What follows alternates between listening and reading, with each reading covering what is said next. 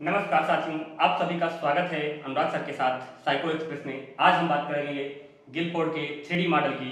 ठीक है साथियों, तो बुद्धि का त्रिआयामी सिद्धांत किसने दिया था? तो बुद्धि के त्रिआयामी सिद्धांत को दिया था किसने? जेपी गिलफोर्ड ने। इसे हम क्या कहते हैं? 3D मॉडल के नाम से भी क्या है जानते हैं। ठीक है साथियों, इसे हम किसके नाम से जानते हैं? 3D मॉडल के नाम से जानते हैं। बुद्धि का त्रिआयामी सिद्धांत देने वाले आपके कौन थे? जेपी गिलफोर्ड थे। आपका क्वेश्चन बनेगा कि बुद्धि का त्रिआयामी सिद्धांत किसने दिया है, या त्रिविमी सिद्धांत या 3D मॉडल किसने दिया है? तो किसने दिया है? जेपी गिलफोर्ड ने दिया है। ठीक है साथियों, इन्होंने बताया बुद्धि क्या है? एक तार्किक रचना है। बुद्धि क्या है? एक तार्किक रचना है। इन्होंने कहा कि बुद्धि क्या है? बुद्धि एक तार्किक रचना है। ठीक है साथियों, बुद्धि क्या है? एक तार्किक रचना है। बुद्धि क्या है? एक तार्किक रचना है। बुद्धि एक तार्किक रचना है। इसके इन्होंने क्या किए थे? 3 भाग बताए थे। ठीक है साथियों, तो जिसमें पहला भाग था विषय वस्तु, जिसमें पहला भाग क्या था इनका? विषय वस्तु था। दूसरा था इनका क्या? संक्रिया। दूसरा भाग क्या था इनका? संक्रिया। और तीसरा भाग था क्या इनका? उत्पाद या परिणाम था। ठीक है साथियों, तीसरा भाग क्या था आपका? उत्पाद या परिणाम था। ठीक है, इन्होंने बुद्धि को बताया क्या है? एक तार्किक रचना है। बुद्धि क्या है? तार्किक रचना है, जिसके 3 भाग हैं। वो 3 भाग आपके कौन से हैं? विषय वस्तु, संक्रिया, उत्पाद या परिणाम। ठीक है, तो अब हम बात करते हैं कि विषय वस्तु क्या है, परिणाम क्या है और संक्रियाएं क्या है। ठीक है साथियों, तो विषय वस्तु क्या है? ठीक है, तो विषय वस्तु क्या है? यानी हम विषय वस्तु, एक प्रकार से इन्होंने विषय वस्तु को समस्या बताया है। ठीक है, इसको एक उदाहरण से समझते हैं कि जैसे आपके घर में शाम को सब्जी बनानी हो आपको, तो आप क्या करते हैं? सोचते हैं कि सब्जी किसकी बनाएं। ठीक है साथियों, यानी सब्जी किसकी बनाएं, यह क्या है? परेशानी है। यह क्या है? एक समस्या है। यानी वही क्या है? विषय वस्तु है कि सब्जी क्या बनाएं। ठीक है, तो ये हमारी क्या होती है? समस्या होती है। ठीक है, ये हमारी क्या है? परेशानी है। परेशानी ये है कि सब्जी किसकी बनाएं, यानी जो परेशानियां हैं जीवन की, उनको किसमें शामिल किया गया है? आपके चित्रात्मक भाग में। किसमें शामिल किया गया है? आपके चित्रात्मक भाग में शामिल किया गया है। यानी आपके विषय वस्तु आयाम में शामिल किया गया है, चित्रात्मक भाग में नहीं। आपके विषय वस्तु आयाम में। समस्याओं को कहां पे, परेशानियों को कहां पे शामिल किया गया है? विषय वस्तु आयाम में। ठीक है, जब हम सोच विचार कर यह निश्चय करते हैं कि इस समय भाई मटर का सीजन है, ठीक है, तो हम क्या कर रहे हैं? आलू मटर की सब्जी बनाते हैं। अब हम ये निश्चय कर लिया है कि किसकी सब्जी बनाएंगे? आलू मटर की बनाएंगे। तो वो क्या होता है? हमारी संक्रिया होती है। ठीक है, उस आलू को छीलेंगे, उसके बाद उसको हम क्या करेंगे? मटर को छीलेंगे। जो सारी प्रक्रियाएं होती हैं वो करेंगे। ठीक है, तो वो क्या होगा? आपका संक्रिया होगा। उसके बाद वो सब्जी बनकर क्या होती है? तैयार हो जाती है, और वही हमारा क्या होता है? परिणाम होता है। ठीक है, तो इन्होंने कहा कि बालक के सामने कोई समस्या या परेशानी आएगी तो उससे वो क्या करेगा? संक्रिया करेगा, क्रिया करेगा, निपटने की कोशिश करेगा। उसके बाद उसका क्या होगा?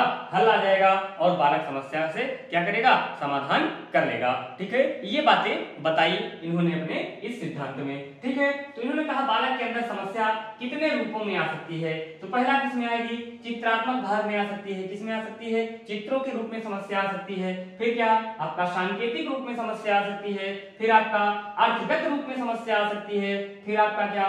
व्यवहारिक रूप में भी क्या हो सकती है? समस्या आ सकती है। इस प्रकार से समस्या आ सकती है। अब इस समस्याओं से निपटने के लिए हम किसका सहारा लेते हैं? संज्ञान का सहारा लेते हैं, स्मरण का सहारा लेते हैं, अभिसारी चिंतन का सहारा लेते हैं, अपसारी चिंतन का सहारा लेते हैं, और मूल्यांकन का क्या करते हैं? सहारा लेते हैं। ठीक है, अब संक्रिया का लिया। संक्रिया करने के बाद हमें क्या मिलेगी? परिणाम में या तो इकाइयों में आएगा परिणाम, या तो वर्ग में आएगा, या तो संबंध में आएगा, या तो प्रणाली में आएगा, या तो रूपांतरण में आएगा, या तो क्या होगा? अनुप्रयोग में आएगा। ठीक है साथियों, तो परिणाम इतने चीजों में आएगा। ठीक है, तो शुरुआत में इन्होंने कहा कि बुद्धि के क्या होते हैं? 120 खंड होते हैं। कितने होते हैं? 120 खंड होते हैं। किसके? बुद्धि के। क्योंकि उन्होंने कहा कि 4 भाग किसमें है? हमारे विषय वस्तु आयाम में, और 5 भाग हमारे किस आयाम में है? संक्रियाओं में, और 6 भाग किसमें है? आपके परिणाम में है। ठीक है, तो इनको मिलाकर इन्होंने क्या किया? किसी विषय वस्तु में बताया कि बुद्धि के क्या है? 120 भाग है। ठीक है, अब इस विषय वस्तु आयाम में इन्होंने क्या किया था सन 1967 में। ठीक है साथियों, 1967 में ये क्या करते हैं, विषय वस्तु आयाम से किसको हटा देते हैं, चित्रात्मक भाग को हटा देते हैं। क्या करते हैं, इस चित्रात्मक भाग को हटा देते हैं। 1967 में क्या करते हैं, चित्रात्मक भाग को क्या करते हैं, चित्रात्मक भाग को हटा देते हैं।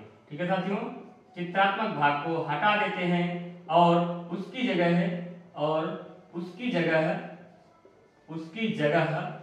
दृश्य श्रव्य यानी दृश्य और दृश्य श्रव्य को, ठीक है, दृश्य श्रव्य को शामिल करते हैं। ठीक है साथियों, दृश्य श्रव्य को शामिल करते हैं। ठीक है, क्या करते हैं, दृश्य श्रव्य को शामिल करते हैं, यानी इस चित्रात्मक भाग को क्या करते हैं 1967 में हटा देते हैं और किसको शामिल करते हैं, दृश्य और श्रव्य को। किसको शामिल करते हैं, दो भाग इनके आते हैं क्या, एक आता है आपका दृश्य, एक आता है आपका क्या, एक आता है आपका क्या, श्रव्य।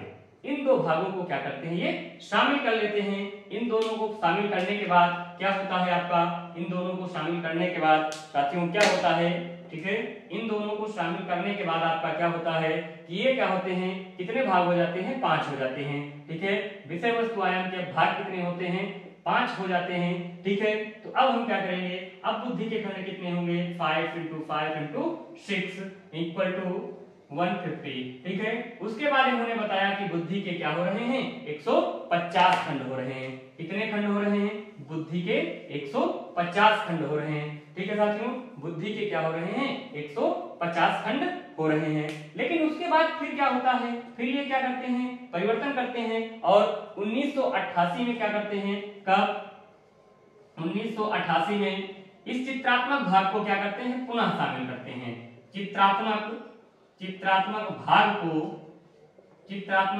को पुनः शामिल करते हैं। ठीक है साथियों, 1988 में ये चित्रात्मक भाग को क्या करते हैं, पुनः शामिल करते हैं। 1988 में ये चित्रात्मक भाग को क्या करते हैं, पुनः शामिल करते हैं। ठीक है साथियों, इसको शामिल करते हैं, तब क्या होते हैं, अब इस चित्रात्मक भाग को हम यहाँ पे क्या कर रहे हैं, शामिल कर दे रहे हैं। चित्रात्मक भाग को हम क्या करते हैं, शामिल कर दे रहे हैं। ठीक है, चित्रात्मक भाग को हमने क्या किया, शामिल कर दिया। अब यहाँ पे आपके वस्तु आयाम में कितने भाग हो गए, 6 भाग हो गए। कितने भाग हो गए साथियों, 6 भाग हो गए। अब हम क्या करेंगे, अब 6 × 5 × 6 = 180, यानी अब क्या हो रहा है, बुद्धि के 180 खंड हो गए। ठीक है साथियों, अब क्या हो गए, बुद्धि के 180 खंड हो गए। क्या हो गए, बुद्धि के 180 खंड हो गए। ठीक है साथियों, बुद्धि के क्या हो गए, 180 खंड हो गए। कितने खंड हो गए, 180 खंड हो गए। ठीक है, तो ये था आपका क्या, जेपी गिलफोर्ड का त्रिआयामी सिद्धांत। ठीक है साथियों, ये था जेपी गिलफोर्ड का त्रिआयामी सिद्धांत। अब हम बात करेंगे अगले सिद्धांत की, बुद्धि का त्रिचापीय सिद्धांत। ठीक है साथियों, तो बुद्धि का त्रिचापी सिद्धांत किसने दिया था, तो बुद्धि का त्रिचापी सिद्धांत दिया था किसने, स्टर्नबर्ग ने दिया था। किसने दिया था, स्टर्नबर्ग ने दिया था। अपनी पुस्तक बियॉन्ड आईक्यू में इस सिद्धांत के बारे में बताया। ठीक है, इसे घटकीय सिद्धांत भी कहते हैं, क्योंकि इन्होंने बताया बुद्धि के क्या होते हैं, 3 घटक होते हैं। ठीक है, उन 3 घटकों में पहला इन्होंने बताया क्या होता है, हमारा मेटा घटक होता है। ठीक है साथियों, पहला क्या होता है, हमारा मेटा घटक होता है। दूसरा होता है क्या, निष्पादन घटक, और तीसरा होता है ज्ञान संग्रहण घटक। ठीक है साथियों, इन्होंने 3 प्रकार के घटक बताए थे। एक था आपका मेटा घटक। तो मेटा घटक में क्या होता है, एक प्रकार से हम सूचनाओं को क्या करते हैं, ग्रहण करते हैं। उसके बाद आपका जब सूचनाएं ग्रहण करते हैं तो उनको हम क्या करते हैं, निष्पादित करते हैं, और निष्पादित करने के बाद उन सूचनाओं को जिस प्रकार निष्पादित किया है उनको हम क्या करते हैं, संग्रहित कर लेते हैं। ठीक है साथियों, तो इन्होंने क्या किया, 3 प्रकार के घटक बताए। सीधे क्वेश्चन बनता है कि बुद्धि का घटकीय सिद्धांत किसने दिया है, तो बुद्धि का घटकीय सिद्धांत स्टर्नबर्ग ने दिया है। ठीक है, वो 3 घटक यानी ये दे देगा कि इसमें से कौन सा आपका स्टेनबर्ग का घटक है और कौन सा घटक नहीं है। तो इन्होंने 3 घटक बताए हैं, इनको याद कर लीजिएगा। एक मेटा घटक है, एक निष्पादन घटक है, एक ज्ञान संग्रहण घटक है।